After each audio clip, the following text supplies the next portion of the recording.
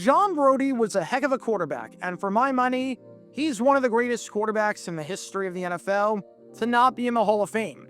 By the time Brody retired after the 1973 season, which you can learn more about by clicking the card in the upper right corner, he had established himself as an absolute legend, to the point where it's no surprise that no one has worn the number 12 jersey in San Francisco since he left.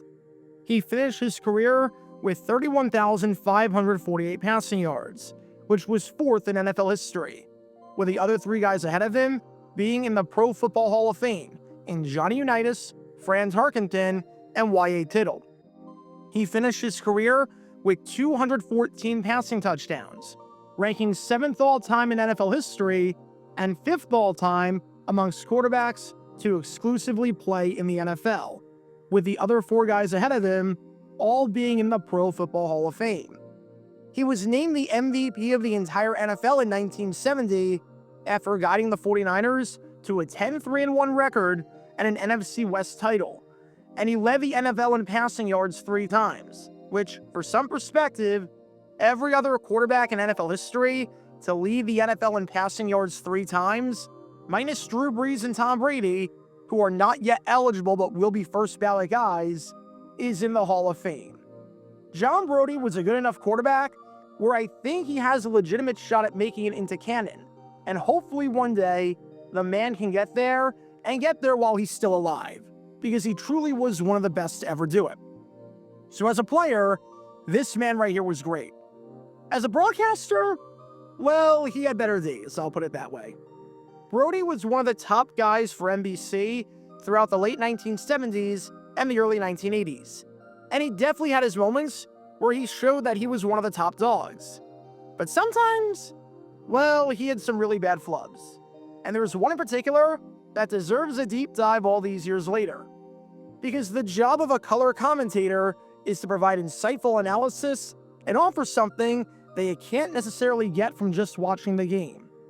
The job of a color commentator is not to lie, inflate things into being bigger than they actually are, and bend the space-time continuum. Yet, in 1980, during Week 3 of the season, in a game between the Pittsburgh Steelers and the Cincinnati Bengals, that's exactly what happened. And nearly half a century later, it deserves to be dissected today. Because this is the story behind one of the worst broadcasting calls and controversies in NBC history, and a call that has to be seen to be believed. Make sure you hit that like button down below, subscribe, and turn on the notification bell so you don't miss a single video that we post on the channel, because we post every single day on here about the weird and the wacky history of the NFL with stories like this one that you may not have heard of before. So if you like that sort of stuff, then this is definitely the place for you. Thanks in advance for liking and subscribing, and for helping us grow this community. And with that in mind, let's talk about John Brodie's worst call of them all.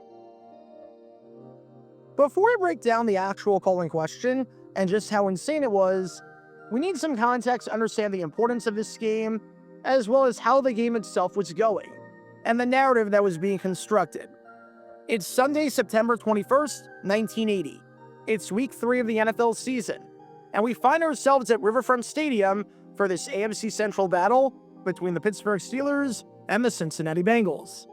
The Steelers are the defending champions of football, having won each of the past 2 Super Bowls, and they're off to another flying start here, as after defeating the Houston Oilers and the Baltimore Colts, they find themselves at 2-0, going up against a reeling Bengals team that started the season losing each of their first 2 games against the 2 Floridian teams, with their opening game against the Buccaneers being a game that you can learn more about by clicking the card in the upper right corner.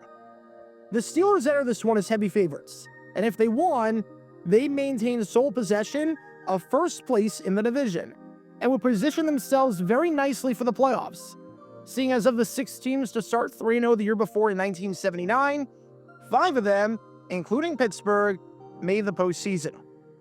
And during this game right here, as you're able to tell, Terry Bradshaw looked very sharp and very comfortable. It wasn't a perfect game by any means, and we're going to get to how it ended in just a little bit, but Bradshaw, for the most part, was dealing. After a slow start by throwing a pick 6 to Ray Griffin in the first quarter, Bradshaw settled down and looked comfortable, finishing the game with 265 yards passing, 3 touchdowns, and a passer rating of 99.2. For the man who won the MVP in 1978 and had won back-to-back MVPs at the Super Bowl, he looked even better than his usual self. In fact, that was one of just 2 games he had in 1980 where he finished with a passer rating above 90 and threw for 3 touchdowns. And part of the reason why Bradshaw looked so good was because he had great protection. It always helps as a quarterback if you're not spending time on the ground. And at least early on in 1980, Bradshaw wasn't spending time on the ground. After being sacked just 3 times over the first 2 games of the season, he wasn't sacked once against the Cincinnati Bengals, having plenty of time to throw. The Bengals' pass rush was no slouch. Eddie Edwards and Ross Browner combined for 20 sacks that season, and the team finished in the top half of the league in getting sacks. Oddly enough, the Steelers were dead last in getting sacks, finishing the year with just 18 across 16 games. But today, Bradshaw could basically bend time and do whatever he wanted back there, because no one was laying a finger on him. His offensive line, led by future Pro Bowl tackle Larry Brown, and arguably the greatest center of all time in Mike Webster, did not let him down on this day.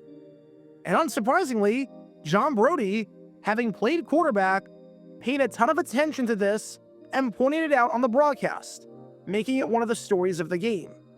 One of his themes was how the Bengals could not get to Bradshaw whatsoever. And it's a good thing to hone in on and seems incredibly reasonable and, dare I say it, responsible for a color commentator to bring up.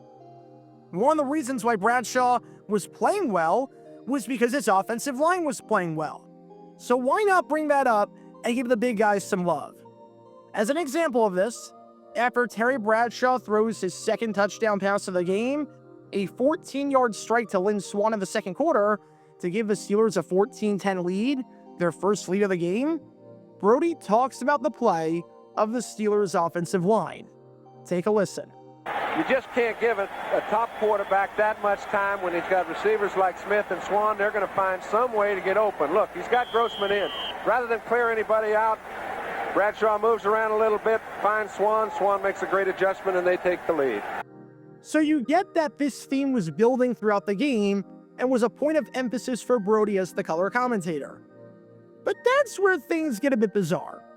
Because in the third quarter, with the Steelers leading at 14-13, early in the drive, Bradshaw throws his 3rd touchdown pass of the game and his 2nd to Swann, as the 2 men link up on a 68-yarder to give the Steelers a 21-13 lead, which was a 2-score game back in 1980 because the 2-point conversion was not a thing in the NFL. And like any good color commentator, after the play, Brody begins to break it down. What follows is one of the most head-scratching, dumbest pieces of analysis you're ever going to see in your life.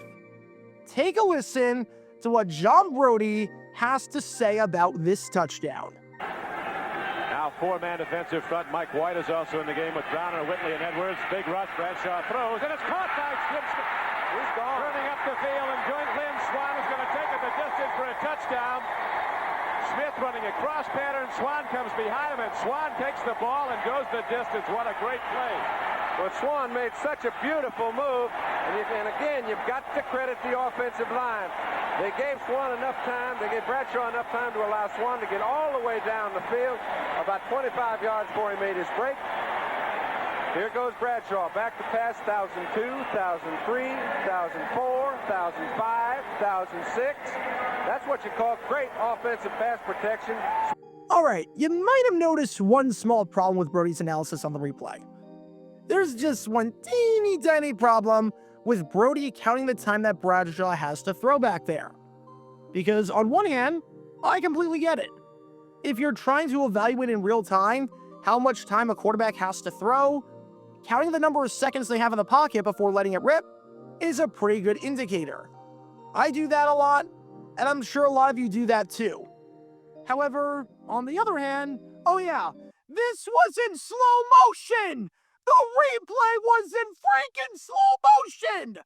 John Brodie was counting the seconds that Bradshaw had to throw and genuinely thought he had more than 6 seconds back there? Did he not notice the players looking significantly slower? Did he not notice that it looked like they were running in quicksand? Did he not notice any of this? Illustrating your point by putting something in slow motion is absolutely insane, because you could theoretically do that with anything. I'll give you an example. Usain Bolt's run at the 2008 Summer Olympics was incredible. Look how fast he's going. 1, 2, 3. He finished that race in under 4 seconds. Truly amazing stuff. Like, no crap, he finished in 4 seconds. I sped the footage up. Or how about this? I don't know how you could possibly strike out on this pitch right here. Look at how slow it is. 1, 2, 3. You're a major league player. You had over 3 seconds to react to that pitch, and you struck out? Yeah, I slowed that footage down. And it's not like this slowdown for the Brody highlight was minute or slowed down a tad. It was very obvious that this footage was altered and was slowed down. But hang on, because it gets even worse. Because Brody starts counting in thousands when Bradshaw's foot reaches the 28-yard line. Obviously, he didn't teleport from the 32-yard line where he took the snap to the 28, so the clock started earlier. I timed it myself a couple of times, and from the time Bradshaw snaps the ball to the time he releases it, in real time, he had 2.5 seconds to throw, which is still pretty good. Again, the offensive line for the Steelers played really well on this day, and if your quarterback has 2.5 seconds to throw, you're going to wind up in a better spot more often than not. But on the replay, from the time Bradshaw snaps the ball to the time he releases it, he had 7.5 seconds to throw. This replay was literally 1/3 of what the speed was in real time. Did Brody really watch this play and think to himself, holy cow, this man has over 7 seconds to throw the ball? Did he not realize how time worked? When Brody sat at home and watched the NFL Films highlights of him from back in the day, or the This Week in Pro Football episodes, did he genuinely think that was the speed in which the game was played at, where it sometimes took 1 whole minute for a play to score? Again, if the replay was a tad slower and to the naked eye, you couldn't tell, as in it was 90% or 95% of what the original game speed was, this is not an issue.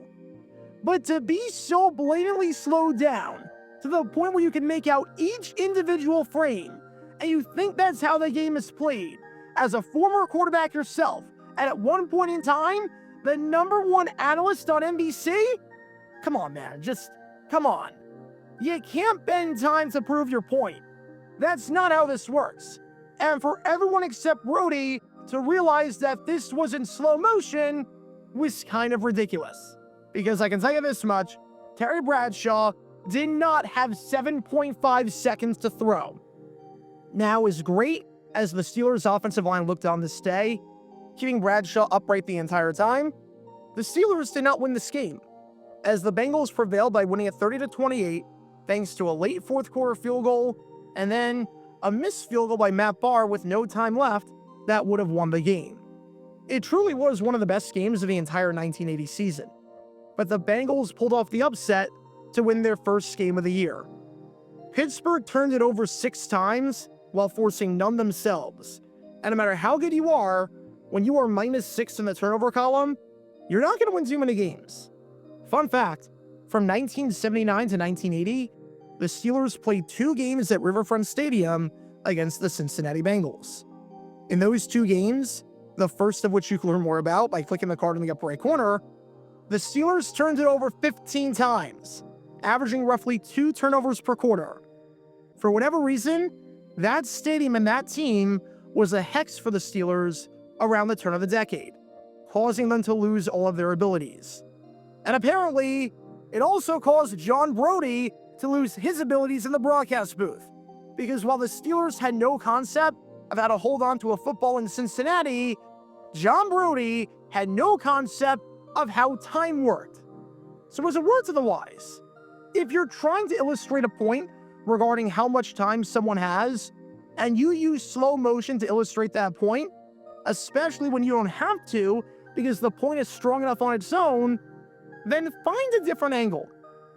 And if you can't tell the difference between real speed and slow motion to the point where it's comically slow, then you need an eye exam and probably shouldn't be calling games for a major network. Because in the eyes of John Brodie, the performance of the Steelers' offensive line on this day in 1980, even despite the loss, was the most impressive 300 minutes of football he ever saw in his life. Check out our live streaming schedule for the next few days. We're live every single day on this channel, whether we're covering a sporting event or playing GeoGuessr or just taking your requests. So make sure you like and subscribe and turn on the notification bell so you don't miss a single time that we go live and so that you can join this community. Also, thanks to all our members and our Patreon supporters who get exclusive perks like their name of the end of each video, members-only Q&A streams, and cool emojis to use on videos and during streams. See how you can join this community and become a member or a Patreon member by clicking the link in the description below.